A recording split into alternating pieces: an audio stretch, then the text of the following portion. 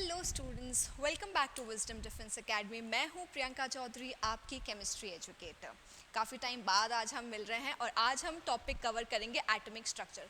बहुत ही बड़ा, बहुत ही वास्ट सब्जेक्ट है। सिर्फ थियोरी पढ़ने से काम नहीं चलेगा, क्वेश्चंस आपको प्रैक्टिस करने ही करने हैं। तो आज हम 30 MCQ क्वेश्चंस ले रहे हैं, जिससे आपको बहुत अच्छा अप्रोच करना आ जाएगा क्वेश्चंस को और आपको एग्जाम में इतनी प्रॉब्लम नहीं होगी। कुछ टिप्स एंड ट्रिक्स भी हैं जो हम बीच बीच में पढ़ते चलेंगे। ओके, सो चलिए let's get started. Question number 1, देखिए हर चीज़ इंग्लिश और हिंदी दोनों मीडियम में लिखी है। आपको जो प्रेफरेबल है आप वो पढ़ सकते हैं और एक्सप्लेनेशन का काम मुझ पर छोड़ देंगे।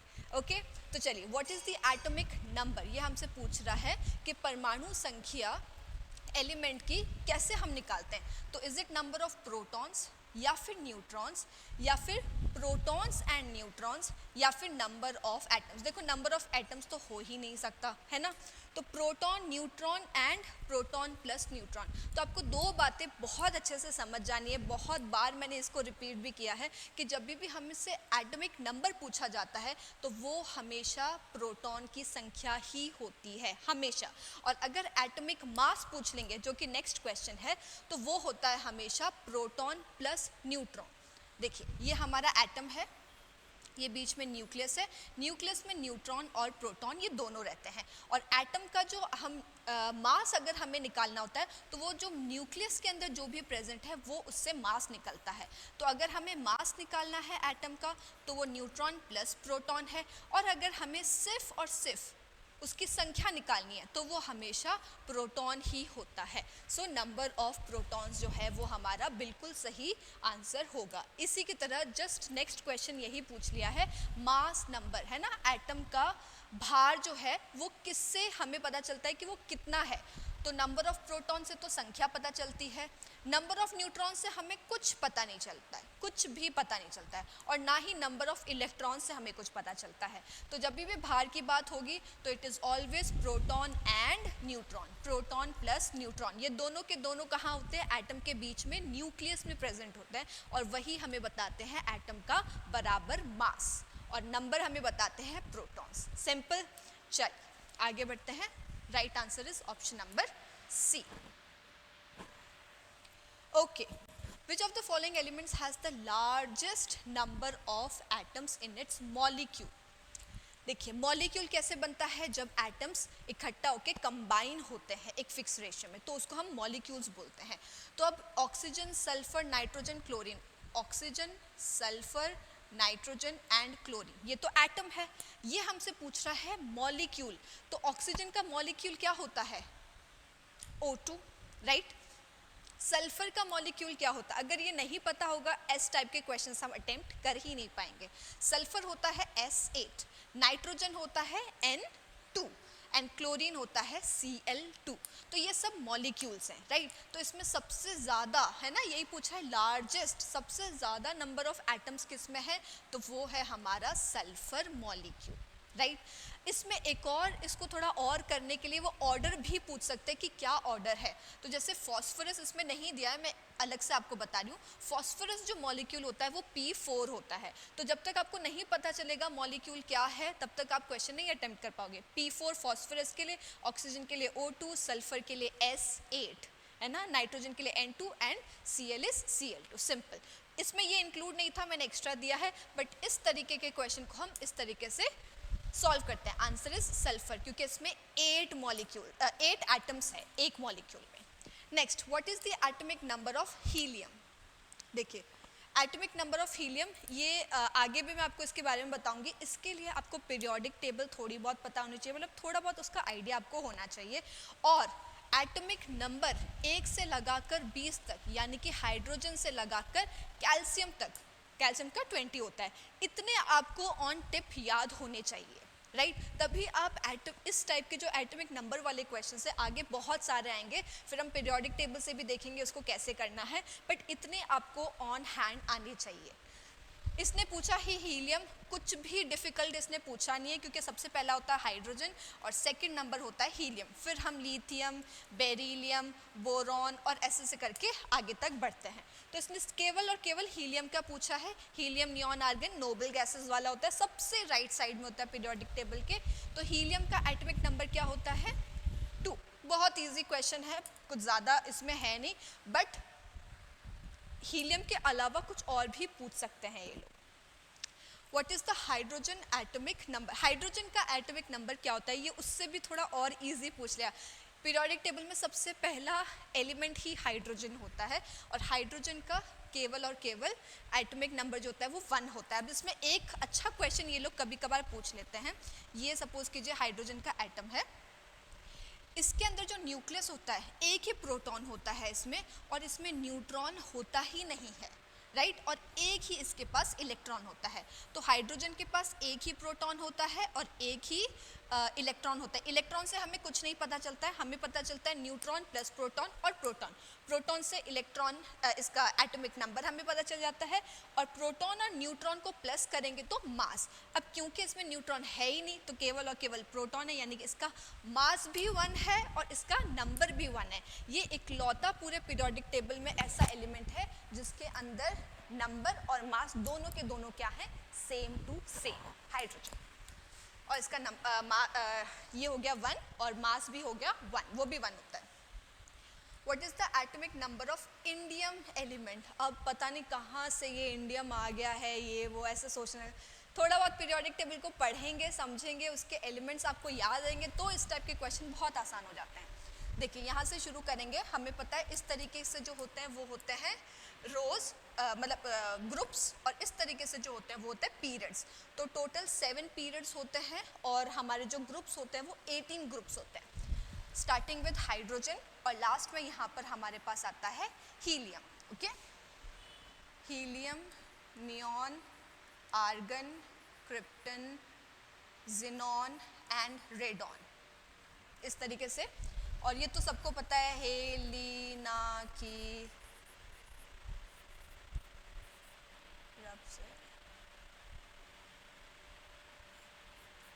राइट। ये फर्स्ट जो पीरियड होता है 1 2 3 4 5 6 7 हमारे पीरियड्स हो गए।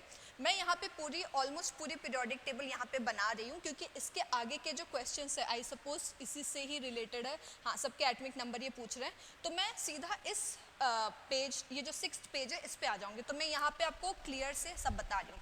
ये हमारा फर्स्ट हो गया एस ब्लॉक का ये, फिर बेटा मांगे, कार, स्कूटर, सब आपको पता है। अब यहाँ पर हमारे आ जाते हैं ट्रांजिशन एलिमेंट्स। इनको मैं कवर नहीं कर रही क्योंकि जनरली ट्रांजिशन एलिमेंट्स पूछे नहीं जाते हैं कॉम्पिटिटिव, मतलब आपके लेवल में जो कंपटीशन है उसमें ट्रांजिशन नहीं पूछे जाते हैं। तो हम सीधा आ जाते हैं पी ब्लॉक वाले पे। तो पी ये बेरिलियम के बाद ही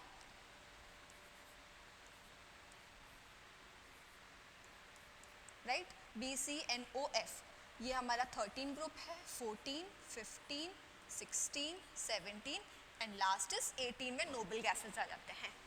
ये इसका भी ट्रिक आप सबको पता ही होगा, बैंगन, आलू, सही चल रहे हैं ना? हाँ, ऐसे बना देती हूँ। एक्चुअली मैं ये इसलिए बना रही हूँ क्योंकि ये नहीं बनाऊंगी आगे वाले क्वेश्चन सॉल्व होंगे ही नहीं, मुझे बार बार फिर ये बनाना पड़ेगा। तो इसका एक बहुत प्यारा सा छोटा सा अप्रोच है जो आप अगर सीख लेंगे तो आपको कभी प्रॉब्लम नहीं होगी।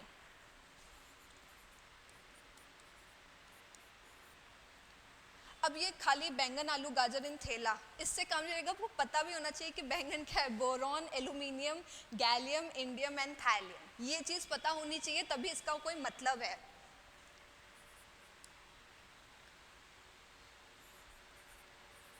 अब Sn क्या है? टिन। Pb क्या है? लेड। Sb क्या है? एंटीमनी।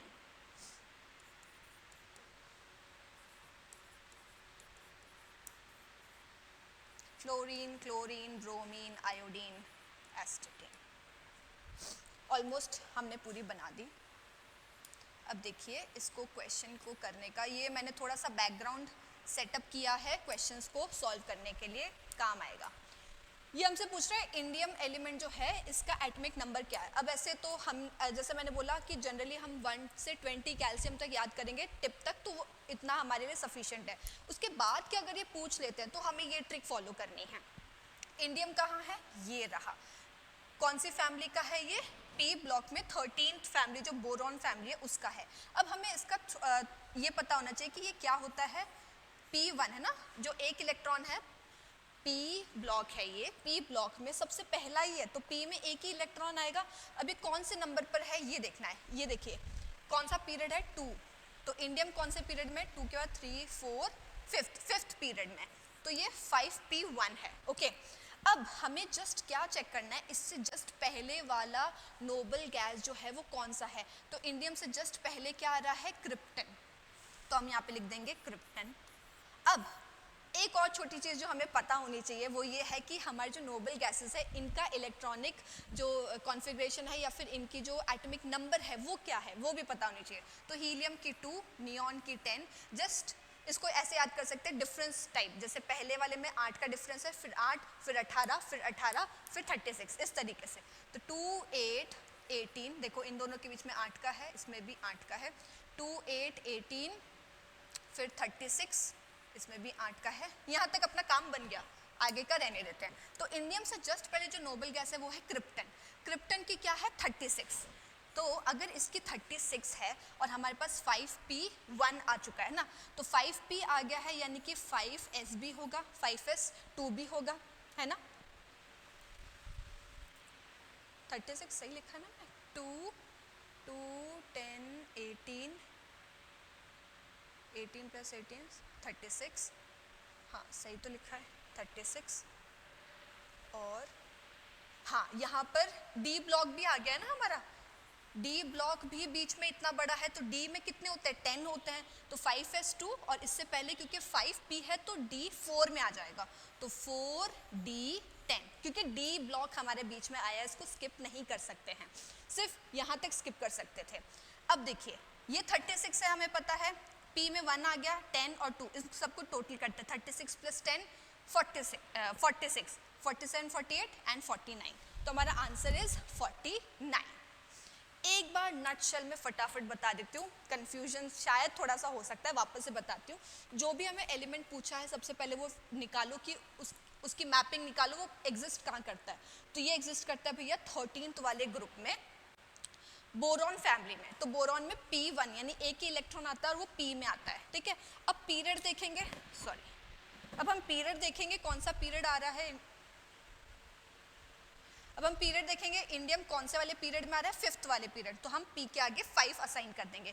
इंडियम से जस्ट पहले नोबल गैस कौन सा है, क्रिप्टन, उसकी क्या नंबर है, 36, तो अगर ये 36 है, 5P से के साथ में 5S भी आएगा, S में 2 इलेक्ट्रॉन्स होते हैं, और क्योंकि बीच में D ब्लॉक भी है तो 4D10 हमें ऐड करना ही करना है। अब इन सबको हम टोटल कर देंगे तो 49 आ जाएगा। सिंपल एंड ट्रिक से बताया तो थोड़ा सा आपको ईजी लग सकता है। अब एक बार नेक्स्ट और क्वेश्चंस देख लेते हैं, इससे रिलेटेड और आएंगे, उसको भी इसी ट्रिक से सॉल्व करेंगे तो शायद और इजी हो जाएगा।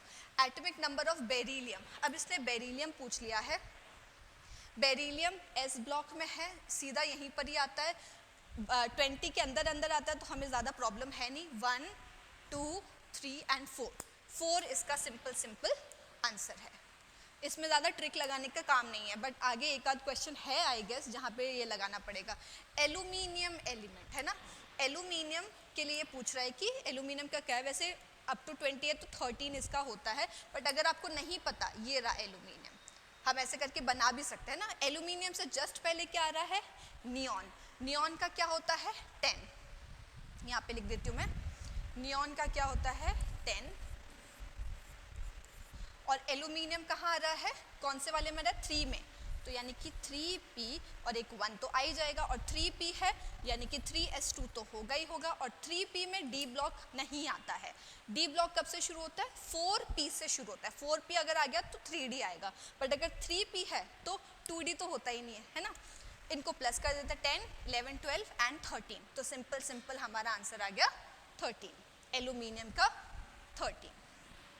एक और सॉल्व करते हैं इसी तरीके का, गैलियम, ये अच्छा सा क्वेश्चन आ गया है वापस से। गैलियम को चेक करते हैं इसी तरीके से। सबसे पहले गैलियम कहाँ आता है, ये रहा, P में ही आ रहा है और बोरॉन फैमिली में ही आ रहा है। एग्जाम में वो कुछ भी उठा के आपसे पूछ सकते हैं, तो ऐसा ज़रूरी नहीं है कि सिर्फ आपको बोरॉन फैमिली याद करनी है, आपको पूरा ये जो स्ट्रक्चर मैंने बनाया ना, इतना आपको आना ही चाहिए। अब गैलियम को अपन पकड़ते हैं। गैलियम से जस्ट पहले कौन सा आ रहा है? आर्गन। आर्गन कितना होता है? 18। मैं इसको रब कर देती हूँ ना, थोड़ा मुझे ईजी हो जाएगा। गैलियम से पहले आ रहा है आर्गन। और हाँ, ये आपको पता है कहाँ हेल्प और कर सकता है? अगर क्या पता एग्जामिनर ने आपसे उसका इलेक्ट्रॉनिक कॉन्फ़िगरेशन पूछ लिया, ये जो अपन लिख रहे हैं ये आता है इलेक्ट्रॉनिक कॉन्फ़िगरेशन में, तो वो ये भी पूछ सकता है, एटॉमिक नंबर के हिसाब से भी पूछ सकता है, कौन से ब्लॉक में आ रहा है वो पूछ सकता है, इलेक्ट्रॉन कौन से वाले शेल में आ रहा है ये पूछ सकता है। तो इससे आपके ये सारे कंसेप्ट क्लियर हो जाएंगे। अब देखिए, आर्गन कितना है? 18 है, ये 18 आता है। और हमारा गैलियम कहाँ आ रहा है? 2 3 4 में आ रहा है, यानी कि 4p1। 4p है यानी 4s भी होगा, और 4 है यानी कि 3d10 भी होगा ही होगा। अब इसको टोटल करते हैं, 18 + 10 28, 28 29 30 31। Answer is 31। Let's check in the option section. 31 लगा थोड़ा सा इजी। अब ऐसे ही आप बाकी जो एलिमेंट्स हैं उनको भी इस तरीके से प्रिपेयर कर सकते हैं, इसलिए मैंने थोड़ा सा बैकग्राउंड बनाया था ताकि सारे क्वेश्चन सॉल्व हो जाएं। What is the atomic number of the element boron? मैं वापस पीछे नहीं जा रही हूँ क्योंकि बोरॉन हमें पता है कब से बोरॉन फैमिली हम लेके चल रहे हैं, तो सिंपल उसका 5 होता है, और बोरॉन फैमिली का फर्स्ट में ही होता है, तो इसका 5 है। चलो एक बार दिखाई देती हूँ आपको, बस एक बार पीरियोडिक टेबल बनानी है। ये रहा boron, hydrogen 1 2 3 4 5, carbon 6, nitrogen 7, oxygen 8, और इस तरीके से सारे हो जाएंगे। तो boron is 5, easy. Atomic number of carbon just अभी बताया था, कार्बन इज 6। अगर सपोज कीजिए ये आपसे पूछ लेते हैं मास, तो मास क्या होता है? जब तक हम लाइट एटम्स की बात कर रहे हैं जिनकी संख्या थोड़ी कम होती है, तो हम उसमें मास कैसे कैलकुलेट करते हैं? जस्ट जो नंबर है उसका डबल कर दीजिए। तो अब अगर हमारा कार्बन 6 है तो 6 का डबल इज 12, तो इसका मास क्या हो जाएगा? 12। Same goes for nitrogen, nitrogen is 7, उसका जस्ट डबल 14, तो नाइट्रोजन का मास जो है वो 14 होगा। तो क्वेश्चन कभी कभी अच्छे से पढ़ना भी ज़रूरी है, ये नहीं कि आप बस नंबर में लगे हैं और नंबर निकाल दे और क्वेश्चन ने पूछ लिया आपसे मास, तो ये चीज़ गलती हमें नहीं करनी है।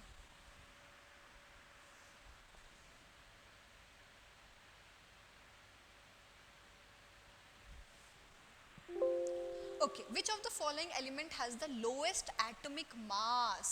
Which of the following elements पूछ रहा है ना, जिसका सबसे कम एटॉमिक मास है। तो सबसे पहले तो नंबर हमें निकालना है। नाइट्रोजन का क्या होता है? 7, हाइड्रोजन का होता है 1, लिथियम का कितना होता है? 3, हीलियम का 2। अब इनका हमें क्या करना है? Just double, 14। हाइड्रोजन का डबल 2 होता है, बट क्या 2 है मास नंबर? नहीं, 1 ही रहता है। लिथियम 3 3 6, 2 2 4। तो सबसे लोएस्ट एटॉमिक मास किसका हुआ? हाइड्रोजन का। इतना निकालने की भी जरूरत नहीं थी, पता ही है हाइड्रोजन से नीचे तो कुछ होता ही नहीं है, बट ठीक है क्योंकि एक्सप्लेन करने हैं सारे ऑप्शंस इसलिए उस तरीके से बताया, अदरवाइज आप इस तरीके से भी स्किप कर सकते हो। Which of the following is not a part of an atom? Atom का इन 4 में से कौन सी ऐसी चीज़ है जो उसका पार्ट नहीं है ना? तो एटम मैंने पहले भी बताया था आपको, एटम कुछ नहीं है, बस उसमें बहुत सारे ऐसे शेल्स होते हैं, शेल्स में इलेक्ट्रॉन्स घूमते हैं गोल गोल, बीच में न्यूक्लियस होता है जिसमें न्यूट्रॉन और प्रोटॉन होता है, दैट्स इट, इतना ही होता है। तो इलेक्ट्रॉन हो गया, प्रोटॉन हो गया, न्यूट्रॉन हो गया। फोटोन कहाँ से आ गया? है ही नहीं इसका हिस्सा। फोटोन जनरली क्या होते हैं? एनर्जी पैकेट्स होते हैं, आइंस्टीन ने डिस्कवर किया था। एनर्जी पैकेट्स होते हैं इलेक्ट्रोमैग्नेटिक रेडिएशंस के अंदर ये होता है। तो हमारा फोटोन जो है वो एटम का कहीं से भी हिस्सा या भाग नहीं है। Only one type of atom is found in which of the following? अच्छा हाँ, सिर्फ एक ही प्रकार का परमाणु इनमें से किस में पाया जाता है? ठीक है, नन ऑफ द अबव को एक बार हटा देते हैं। मिनरल, कंपाउंड, मिक्सचर और एलिमेंट्स, ठीक है, इसको समझते हैं। मिक्सचर तो सबसे इजी है, मिक्सचर मतलब घोल, सब चीज होगी इसके अंदर, है ना। जैसे एयर, इसमें आपको सब मिल जाएगा, ऑक्सीजन, हीलियम, हाइड्रोजन, जितनी भी गैसेस है सारी की सारी एयर में होती है। तो मिक्सचर मतलब सब चीज का मिश्रण। तो ये क्या पूछ रहा है, सिर्फ एक प्रकार का ही एटम होना चाहिए, तो मिक्सचर में तो संभव ही नहीं है, वो तो मिक्सचर है हर चीज का। तो ये अपना ऑप्शन कट गया। कंपाउंड और एलिमेंट बचा है, ये बेसिकली सीधा का सीधा ना आपकी जो डेफिनेशन है इनकी, उससे क्वेश्चन उठा लिया है। अगर आपको इनकी डेफिनेशन पता है तो सीधा सीधा टिक होता है। कंपाउंड क्या होता है, कंपाउंड दो या दो से ज्यादा जब एटम्स या एलिमेंट्स अपन बोल सकते हैं, उनको एक फिक्स रेशियो, एक अनुपात होता है इसका, एक फिक्स अनुपात, उसमें जब हम मिक्स करते हैं तो हमें कंपाउंड मिलता है। फॉर एग्जाम्पल हम बोल सकते हैं H2O, अमोनिया NH3, है ना, इसमें रेशियो क्या है 2:1, इसमें क्या है 1:3। तो इस तरीके से इनको हम कंपाउंड बोलते हैं। लेकिन एलिमेंट्स क्या होते हैं, जब एक ही प्रकार के बहुत सारे एटम्स जुड़ते हैं तो हम उसको बोलते हैं एलिमेंट। और क्वेश्चन हमसे यही पूछ रहा है कि only one type of element, सिर्फ एक ही प्रकार का परमाणु होता है, उससे मिलके क्या बनता है, उससे मिलके एलिमेंट्स मिलते हैं, हिंदी में बोलते हैं प्राकृतिक तत्व। आगे बढ़ते हैं। Who discovered the atomic nucleus? कोई साइंस, कोई ट्रिक कुछ नहीं है इसके अंदर, सीधा सीधा बुक से उठा के एकदम से रख दिया है क्वेश्चन। रटने वाली चीज़ें हैं, कोई इसमें ज़्यादा नहीं है। Who discovered atomic nucleus? जो एटम के अंदर जो बीच में न्यूक्लियस होता है, ये इनमें से किसने डिस्कवर किया था, तो ये डिस्कवर किया था रुदरफोर्ड ने। इनका एक इन्होंने एटॉमिक मॉडल दिया था जिसमें अल्फा लाइट स्कैटरिंग वाला था, जिसमें गोल्ड फॉइल यूज़ करी थी इन्होंने, है ना। तो रुदरफोर्ड थे, इन्होंने सबसे पहली दफ़ा बताया था कि बीच में एक बहुत डेंसिटी वाली एक छोटी सी चीज़ है जिसको न्यूक्लियस बोलते हैं। और न्यूक्लियस जो है वो पॉजिटिवली चार्ज होता है क्योंकि उसमें प्रोटॉन्स होते हैं, राइट। और उसके इर्द गिर्द बहुत ही दूरी में इलेक्ट्रॉन्स घूमते हैं। तो रुदरफोर्ड के स्कैटरिंग एक्सपेरिमेंट से ये पता चला था। What is the number of neutrons present in nitrogen atom? Number of neutrons present in nitrogen atom. तो ये हमारा नाइट्रोजन एटम है, इसकी संख्या क्या होती है, एटॉमिक नंबर नाइट्रोजन का क्या होता है 7, और इसका मास क्या होता है 14। तो 7 यानी कि इसके प्रोटॉन 7 हुए, और इसका मास 14 है, यानी कि इसमें न्यूट्रॉन भी कितने हुए 7। मैंने स्टार्टिंग में ही बोला था, जब तक कि लाइट एटम्स होते हैं, मतलब जिनकी संख्या थोड़ी कम होती है, एटॉमिक नंबर कम वाले, उनके अंदर जनरली प्रोटॉन और न्यूट्रॉन बराबर मतलब संख्या जो होती है बराबर होती है। तो ये छोटा ही हमारा एटम है, तो उसमें न्यूट्रॉन्स कितने हैं 7, यानी कि जितने प्रोटॉन है उतने ही न्यूट्रॉन्स हैं। Next, atomic mass of nitrogen is 14। हमें पता है नाइट्रोजन का मास जो होता है वो 14 होता है, 7 protons and 7 neutrons. And hydrogen का कितना होता है 1 होता है। ये नहीं भी देता तो भी हम अज्यूम करते हैं यही होता है इसका। What will be the molecular mass of ammonia? तो अमोनिया का भार कितना होगा? इसने सिंपल मैथ्स क्वेश्चन है, दो चीज़ दे दी है कि ये टेबल 10 किलो की है, ये चेयर 5 किलो की है, तो टेबल और चेयर को मिलाएंगे तो कितना भार होगा, उतना ही क्वेश्चन है ये। तो नाइट्रोजन 14, हाइड्रोजन 1। अब अमोनिया, जब तक आपको इसका फॉर्मूला नहीं पता होगा कैसे निकालेंगे, है ना। तो अमोनिया इज NH3। नाइट्रोजन कितना है 1 में 14, हाइड्रोजन कितने 3, 1 का 1, तो 3 का, तो 14 + 3 इज 17, राइट। ऐसे ही जैसे अमोनिया पूछा है, इसी तरीके से आपसे कोई और कंपाउंड भी पूछ सकते हैं, है ना। H2O भी पूछ सकते हैं, सल्फेट पूछ सकते हैं, SO4 सल्फेट आपसे पूछा जा सकता है। कुछ भी आपको इस तरीके से कंपाउंड दे देंगे और उसका पूछेंगे कि ये बताइए मास क्या है। ये अच्छा क्वेश्चन है। When the supply of oxygen is sufficient, यानी जब हम पर्याप्त मात्रा में जब हम ऑक्सीजन प्रदान करते हैं फ्यूल के लिए, तो किस टाइप की फ्लेम जो है, मतलब उसका रंग किस टाइप का होता है, लाल, नारंगी, ब्लू या ग्रीन। तो जनरली इसका सिंपल आप छोटा सा दिमाग लगाएंगे तो आपको पता चल जाएगा। जब घरों में जो अपन गैस सिलेंडर्स का जो अपन वो हमारे पास जो गैस होती है जब उसको ऑन करते हैं तो किस टाइप की लाइट, मतलब आपको क्या कैसा टाइप का फ्लेम दिखता है, ब्लू कलर का, यानी कि अच्छे से कंबशन हो रहा है, पूरी उसको ऑक्सीजन मिल रही है और सब एकदम सही तरीके से हो रहा है। तो जब हमें सप्लाई हमारा ऑक्सीजन का पर्याप्त रहता है तो हमें ब्लू कलर दिखता है। लेकिन अगर ये पर्याप्त नहीं है, मतलब कि हमको अगर कंबशन के लिए सही मात्रा में ऑक्सीजन फ्यूल जो भी है जो नहीं मिल रहा है, तो फिर लाल, ऑरेंज और ग्रीन, इन 3 प्रकार की जो फ्लेम्स है वो हमको दिख सकती हैं। राइट, सिंपल क्वेश्चन है, पता होना चाहिए, बस उस टाइप का है ये। अच्छा क्वेश्चन है, mass of 1 molecule of oxygen. अब यहाँ पर हम कहाँ मार खाएंगे, मास है तो, और पूछा है ऑक्सीजन, ऑक्सीजन कितना होता है, इसका नंबर कितना था 8 है ना, और जस्ट डबल कर देंगे तो कितना हो जाएगा 16। तो ऑक्सीजन का मास कितना हो गया 16। लेकिन इसने पूछा है मॉलिक्यूल ऑफ ऑक्सीजन, है ना, एटम नहीं पूछा है, एटम होता तो 16 होता। मॉलिक्यूल ऑक्सीजन का क्या होता है O2। इसी तरीके से नाइट्रोजन का मॉलिक्यूल क्या होता है N2, कुछ भी पूछ सकते हैं ना वो। तो O2 है तो 16 प्लस 16, क्योंकि 2 ऑक्सीजन हो गए हमारे पास, राइट, तो हमें दोनों का निकालना पड़ेगा। 16 प्लस 16 36। तो ये हमारा अभी फिलहाल क्या आया है मास। लेकिन ये पूछ रहा है एक मॉलिक्यूल ऑफ ऑक्सीजन का इन टर्म्स ऑफ ग्राम, है ना, तो ग्राम में पूछ रहा है और पीछे आपको दिख रहा है 10 टू द पावर -23, यानी कुछ तो एवोगैड्रो नंबर से इसका संबंध होगा। तो बेसिकली क्या करना है, जो भी हमारा एटॉमिक मास आया है, यहाँ पे मॉलिक्यूल पूछ रहे हैं इसलिए molecular mass divided by, divide क्यों कर रहे हैं क्योंकि 10 टू द पावर -23 गया है।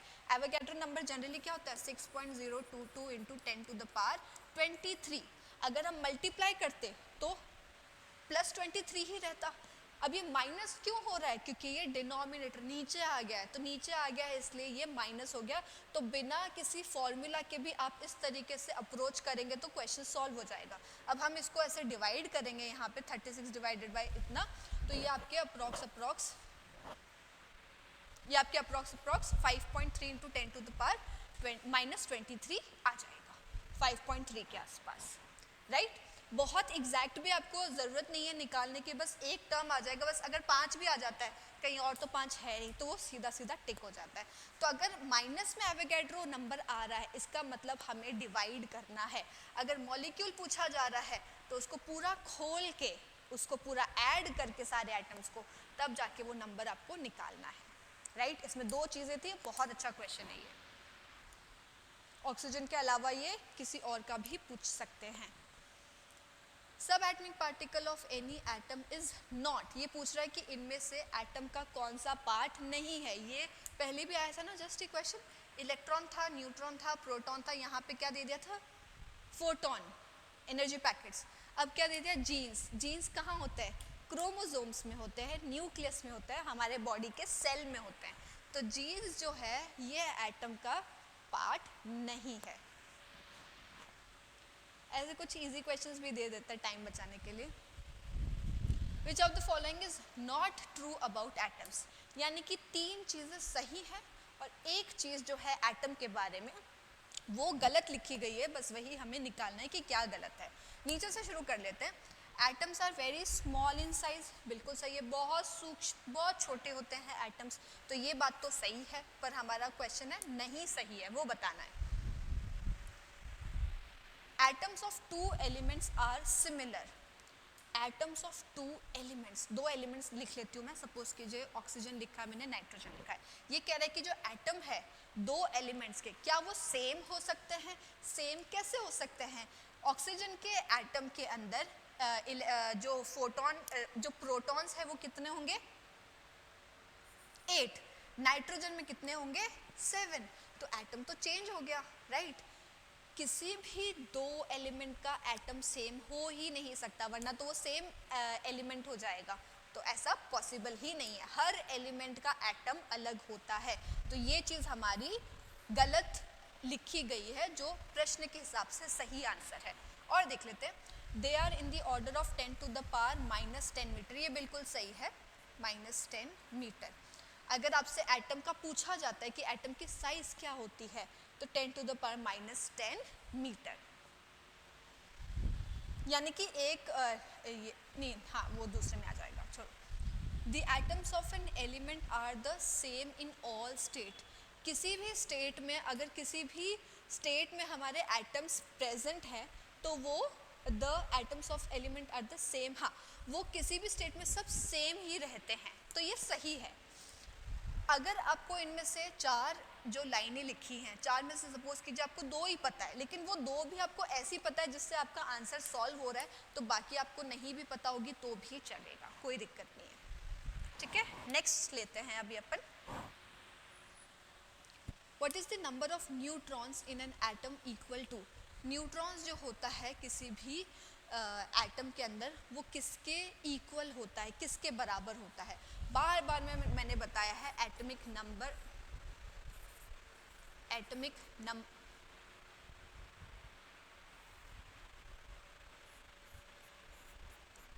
नंबर जो है वो प्रोटॉन है, एटॉमिक मास जो है वो प्रोटॉन प्लस न्यूट्रॉन है।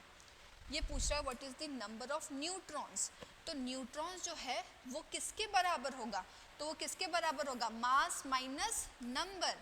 किसी भी एटम के मास को अगर हम माइनस करेंगे, मास से अगर हम उसके नंबर को माइनस करेंगे तो हमें नंबर ऑफ न्यूट्रॉन्स मिल जाएगा। क्वेश्चन के अंदर यहाँ पे थोड़ा सा गड़बड़ है, mass number minus number of atoms नहीं, mass number minus atomic number, mass number minus atomic number, और एटॉमिक नंबर ही क्या होता है, प्रोटॉन। तो दोनों में से कुछ भी लिखा होगा वो सही है, बाकी सब गलत है। एटॉमिक नंबर जो है ये तो प्रोटॉन हो गया, ये हमसे न्यूट्रॉन पूछ रहा है। Mass number proton plus neutron, तो वो भी नहीं है। Mass number minus atomic number या फिर प्रोटॉन, ये हमारा सही आंसर है। थोड़ा सा यहाँ पे टाइपिंग मिस्टेक हुआ है जो मैंने अभी क्लियर कर दिया। और नंबर ऑफ इलेक्ट्रॉन्स, इलेक्ट्रॉन से हमारा कोई लेना देना होता ही नहीं है। How many atoms are there in one molecule of ammonium sulphate, कितने एटम्स हैं, तो एटम्स मतलब कि कितने नाइट्रोजन, कितने ऑक्सीजन, कितने हाइड्रोजन। तो चलिए देखते हैं, इसको थोड़ा सा खोलेंगे। ये दो है SO4, ठीक है, और ये दो है, ऐसे करके बना देती हूँ मैं। दो है मतलब एक NH3 या सॉरी NH4 है ना, NH4 यहाँ और एक NH4 यहाँ। थोड़ा सा मैंने खोल के दिखाया क्योंकि यहाँ पे होल ट्वाइस, यानी ये पूरा का पूरा जो है ये दो बार हो गया। अब चलिए काउंट करना शुरू करते हैं। 1 + 4, ये 1, ये 4, 1 और ये 4, 5 5 10 15। सिंपल मैथ्स, कुछ नहीं है। बट ये लोग कभी कभी ऐसे मॉलिक्यूल्स दे देते हैं जो बड़े ही पैरेंथेसिस में डाल के उसका नंबर ऊपर नीचे करके, ताकि आप हड़बड़ी करें और आपका आंसर गलत हो जाए। तो थोड़ा सा खोल के उस मॉलिक्यूल को आप रिप्रेजेंट करेंगे तो आराम से आंसर कैलकुलेट हो जाएगा। By whom was the electron discovered, वापस वही कट पेस्ट क्वेश्चन आ गया है, बुक से उठा लिया है। इलेक्ट्रॉन किसने डिस्कवर किया था, जे थॉमसन ने किया था। इन्होंने सबसे पहला एटॉमिक मॉडल दिया था, वो वाटरमेलन वाला है ना, प्लम पुडिंग वाला एटॉमिक मॉडल दिया था, जिसमें इलेक्ट्रॉन्स इन्होंने दिखाए थे। जो वाटरमेलन जो तरबूज है उसके बीच जैसा जो है वो इलेक्ट्रॉन्स है। तो इलेक्ट्रॉन सबसे पहले जे थॉमसन ने बताया था। वापस से वैसे ही क्वेश्चन, न्यूट्रॉन किसने बताया था, तो न्यूट्रॉन बताया था जेम्स चैडविक ने। तो बेसिकली क्या क्या पूछ लिया इन्होंने, प्रोटॉन किसने किया, न्यूट्रॉन और इलेक्ट्रॉन, बस ये तीन ही तो चीज़ें हैं। तीन चीज़ें याद रखोगे आप तो इस टाइप के क्वेश्चन हो जाएंगे। Who discovered the word atom, हाँ प्रोटॉन, न्यूट्रॉन, इलेक्ट्रॉन और एटम। एटम किसने दिया था, तो ये दिया था डेमोक्रिटस। शायद पहली बार सुना हो सकता है शायद आपने ये नाम, या अगर पहले कुछ आपने प्रैक्टिस किया है तो आपने ये सुना होगा, अदरवाइज मुझे नहीं लगता ये नाम ज़्यादा किसी ने सुना होगा। तो ये इस टाइप का क्वेश्चन में भी अपीयर हो सकता है, क्योंकि इलेक्ट्रॉन प्रोटॉन तो पूछते ही रहते हैं। प्लम पुडिंग मॉडल, जस्ट अभी मैंने जिसकी बात की थी, वाटरमेलन वाला है ना, वही वाला। Of atomic structure was given, किसने दिया था, थॉमसन, जे थॉमसन ने ये मॉडल दिया था। ये होता है कई बार एग्जाम्स में ना, एज इट इज़ जो एटॉमिक मॉडल दिया है, रुदरफोर्ड ने कौन सा मॉडल दिया, थॉमसन ने कौन सा दिया, इस तरीके से पूछ लेते हैं। तो ये वाले क्वेश्चंस तो अपन को मिस करने ही नहीं है, बहुत इजी क्वेश्चंस होते हैं ये और एकदम इंस्टेंटली सॉल्व हो जाते हैं with in 5 seconds. Size of an atom, ये अभी जस्ट हमने एक बार किया था, क्या किया था हमने, साइज ऑफ एटम अभी किसी में था, ये था, क्या ये है यहाँ पे? नहीं है, क्योंकि यहाँ पे क्या दे दिया है, सेंटीमीटर दे दिया है।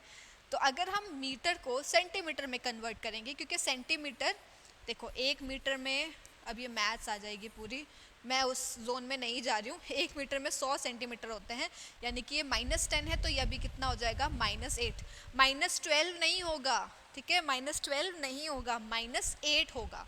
तो 10⁻10 मीटर अगर है तो ये सही आंसर है, सेंटीमीटर में ये हो जाएगा -8। एटम का पूछ रहे हैं साइज। लास्ट क्वेश्चन है हमारा final, the number of neutrons in hydrogen isotope deuterium is, बड़ा अच्छा है पर ये बहुत कॉमन हो गया है।